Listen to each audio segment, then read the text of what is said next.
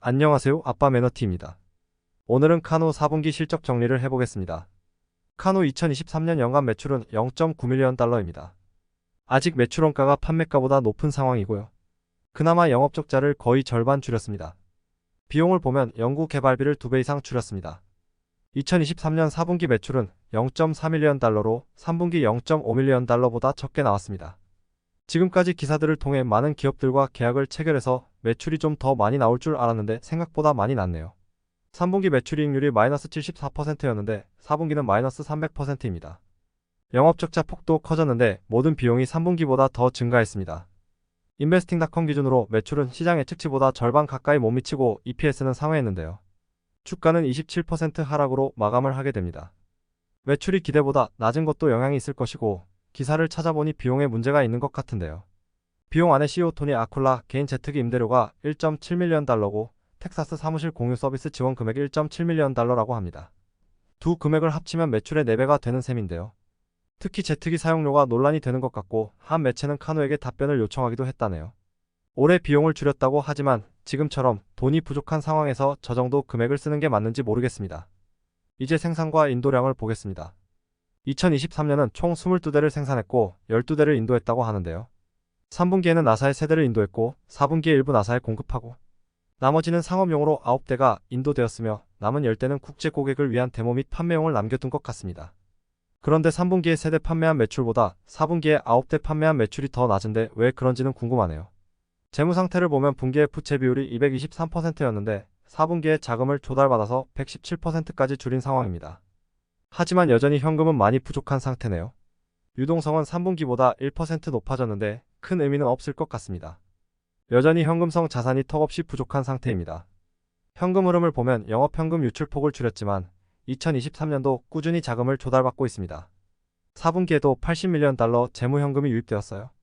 추가 소식은 3월 중순에 카누의 오클라호마시티 제조시설이 대외무역지역으로 승인되면서 해외 고객에게 판매되는 차량에는 모든 관세가 면제되고 국내에서 판매되는 차량에 사용되는 수입 부품은 관세가 연기됩니다.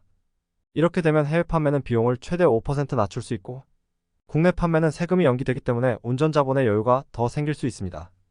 안 그래도 현금이 부족한 상황인데 말이죠. 그리고 오늘 나온 기사인데요.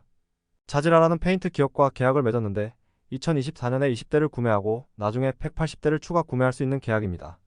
대외무역지역으로 승인되고 첫 해외 판매고 사우디아라비아로 첫 진출이라고 하는데요. 사우디아라비아의 시장 규모를 300억 달러로 보고 더 많은 매출 기회를 얻을 수 있다고 보고 있습니다. 2024년 예상 매출은 50에서 100밀리언 달러로 보고 있는데요. 컨퍼런스콜에서 매출의 범위가 크다고 질문을 했는데 인력 육성 및 공급망 조화가 영향을 줄 것이라고 하네요. 이제 중요한 것은 생산 규모를 높여서 매출을 늘리고 단위 비용을 낮춰야 되는데요. 3월 말에 상장 폐지한 어라이벌로부터 80% 이상의 할인을 받아 제조시설을 인수했습니다. 현재 일부 시설은 배치 중이고 일부는 개조가 필요한 것 같아요. 그런데 카누는 처음에 캐파를 3,000대로 먼저 목표로 해서 경제성을 먼저 갖춘 뒤에 2만대로 올리겠다고 합니다. 그 이유는 포드와 테슬라를 예로 들었는데요. 처음부터 너무 많은 캐파를 확보하게 되면 비용도 많이 들 뿐더러 캐파를 계속 늘려도 효율성이 크지 않다는 것입니다. 테슬라 역시 2012년에 3,000대로 시작해서 2013년에 2만대로 급작스럽게 끌어올리면서 규모의 경제 효과를 제대로 누렸다고 보는 것 같아요.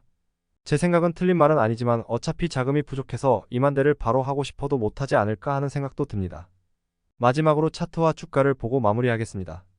차트를 보시면 계속 주가가 하락하다가 3월 18일 대외무역지역으로 승인되고 나서 주가는 급격히 오릅니다. 1.2달러에서 4.8달러까지 오르게 되는데요. 3일 동안은 4달러대에서 잘 버텼으나 이동평균선의 간격이 넓은 상태에서 캔들이 분홍색 5일선 위에 떠 있다가 결국 하락세를 이기지 못하고 4달러가 깨지고 실적 발표 후 2.7달러까지 내려가게 됩니다. 그나마 다행이라면 2.3달러까지 내려갔다가 다시 올리고 있는 모습이고요. 좀 더 지켜봐야겠지만 2.3달러가 지지선이 될 가능성이 높아 보입니다. 그런데 미국 10년물 국채금리는 계속 상승 추세라 이것도 염두에 둬야겠어요. 공매도 현황은 3월 15일 기준으로 공매도 잔량이 엄청나게 줄었습니다. 90% 이상 감소했는데요. 이건 아마도 주식 병합 때문에 일어난 일 같습니다.